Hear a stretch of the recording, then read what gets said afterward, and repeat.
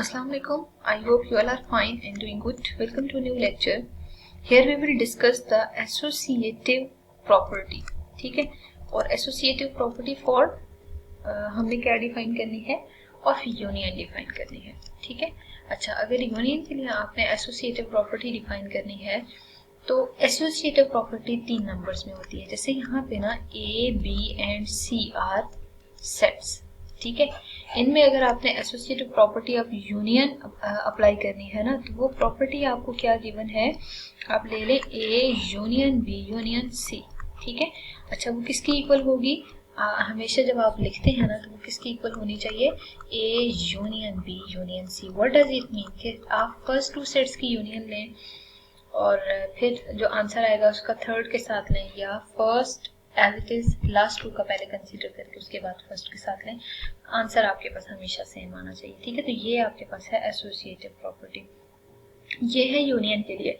अब associative property आप इसी तरह इंटरसेक्शन के लिए भी डिफाइन कर सकते हैं. जस्ट यूनियन की जगह जो सिंबॉलिक नोटेशन है, जो सिंबल है या जो ऑपरेशन है, वो जस्ट आपने इंटरसेक्शन प्लेस कर देना होगा. ठीक है, अब हम ऐसा करते हैं कि इस प्रॉपर्टी को सबसे पहले तो प्रूव कर लेते हैं. ठीक है, प्रूव करने के लिए हमें क्या करना चाहिए, सबसे पहले हमें इससे रिलेटेड जो इंफॉर्मेशन है वो देखनी चाहिए. ठीक है, तो अगर फॉर एग्जांपल हम A union B union C को प्रूव करना चाह रहे हैं कि A union B union C के इक्वल है, तो लेट कर लेते हैं. ठीक है, क्या लेट करते हैं कि एक्स बिलोंग कर रहा है A union B union C से.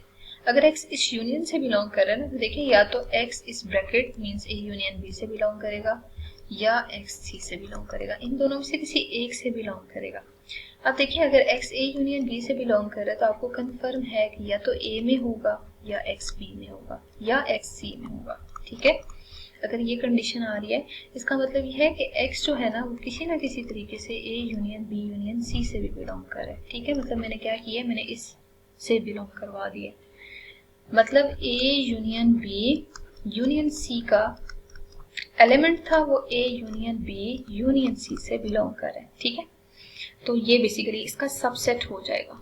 अब हम ऐसा करते हैं, नाउ आप ऐसा करें कि लेफ्ट हैंड साइड का कोई एलिमेंट लें. जैसे मैं y ले लेती हूँ. ठीक है, कोई y है जो कि a union b union c से बिलोंग कर रहा है. ठीक है, अगर ये इससे बिलोंग कर रहा है तो या तो वो a में होगा, ठीक है, क्योंकि यूनियन में है, तो या फिर आप इस y को b यूनियन c में ट्रेस आउट कर सकते हैं. ठीक है, लेकिन ट्रेस आउट करने से पहले देखिए, आपको ये आइडिया है कि हमें बेसिकली इस रिजल्ट को चेक करना है कि अगर यूनियन में है तो या तो वो बी में होगा या वो सी में होगा. ठीक है, तो यहाँ पे मैंने और के साथ लिख दिया है कि इन तीनों में से किसी एक में भी हो सकता है.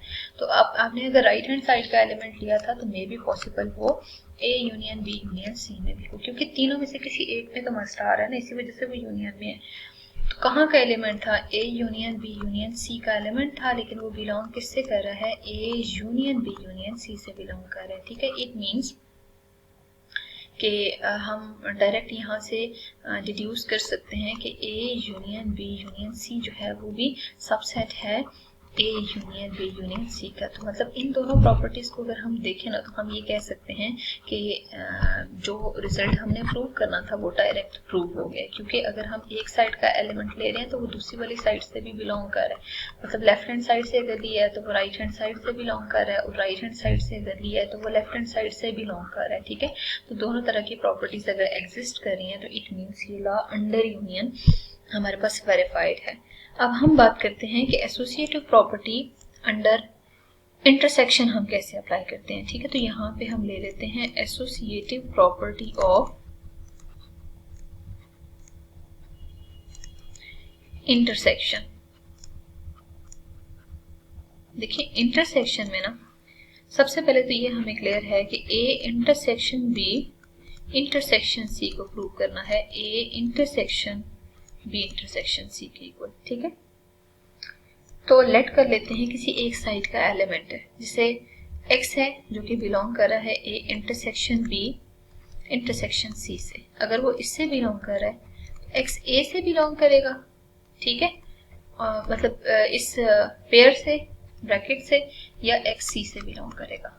अब हम ऐसा करते हैं कि x को ना a से भी बिलोंग करवा देते हैं, x को b से भी बिलोंग करवा देते हैं और x को c से भी बिलोंग करवा देते हैं। पहले देखें आपने जब यहाँ लिखा था ना, आपने इंटरसेक्शन लिखा था, लेकिन ये याद रखिएगा कि अब हमें जब यहाँ पे लिखना है तो हम क्या लिखेंगे, यूनियन लिखेंगे। आपको कैसे पता चला कि हमने यहाँ पे यूनियन लिखना है, क्योंकि देखिए हमें यहाँ से क्लियर है कि अगर हम फोकस करें तो बेसिकली इसके अकॉर्डिंग हमें ये फैक्टर मिल रहा है, ठीक है, कि यहाँ इंटरसेक्शन में अगर है तो वो तीनों में मौजूद होगा।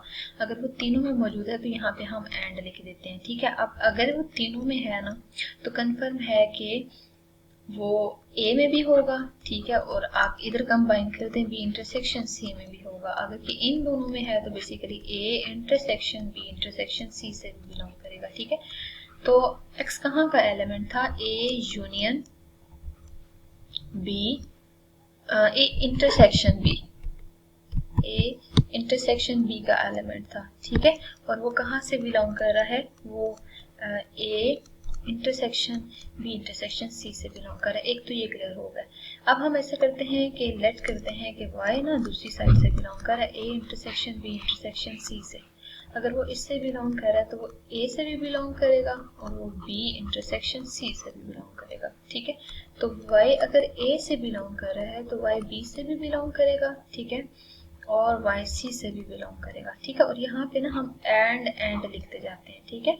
अगर वो इन दोनों से बिलोंग कर रहा है तो वो a इंटरसेक्शन b में भी आएगा एंड y c से भी बिलोंग करेगा, क्योंकि अगर इंटरसेक्शन में, अगर वो इंटरसेक्शन में दोनों में मौजूद है ना, इसका मतलब ये है कि a intersection b intersection c में भी आ रहा होगा। अब एलिमेंट वो कहाँ का था, a intersection b intersection C का एलिमेंट था और दूसरी साइड से भी बिलोंग कर रहा है, ठीक है। अगर वो दूसरी साइड से भी बिलोंग कर रहा है तो बेसिकली आप देखिए, फिलहाल आपने कौन सा वाला रिजल्ट यूज किया था, आपने राइट हैंड साइड का एलिमेंट लिया था, ठीक है। अब आप ऐसे करेंगे, यहाँ लिखते हैं कि A intersection B intersection C जो है ना वो सबसेट है A intersection B intersection C से, ठीक है। तो अगर ये दोनों रिजल्ट होल्ड करें तो इसका मतलब ये है कि जब आप इंटरसेक्शन लेंगे ना, हमेशा इन दोनों साइड्स की सेम आ रही होगी, ठीक है। तो ये associative property for intersection of sets है। तो मीन्स यूनियन और इंटरसेक्शन के लिए जब भी आप प्रॉपर्टी चेक करेंगे फॉर एसोसिएटिव, ठीक है, तो इसके लिए हमेशा आपके पास रिजल्ट इक्वल आ रहा होगा। यहाँ पे तो हमने ये डायरेक्ट रिजल्ट इक्वल किया ना, लेकिन हम थ्रू प्रॉपर एग्जांपल भी बता सकते हैं कि कैसे हमारे पास यूनियन और इंटरसेक्शन में हमेशा ये रिजल्ट्स सेम आ रहे होते हैं, हमेशा ये रिजल्ट्स इक्वल होते हैं। तो with the help of any example हम यहाँ पे चेक कर सकते हैं कि कैसे हमारे पास यूनियन और इंटरसेक्शन ऑफ 3 सेट्स और फॉर एसोसिएटिव प्रॉपर्टी इक्वल आते हैं।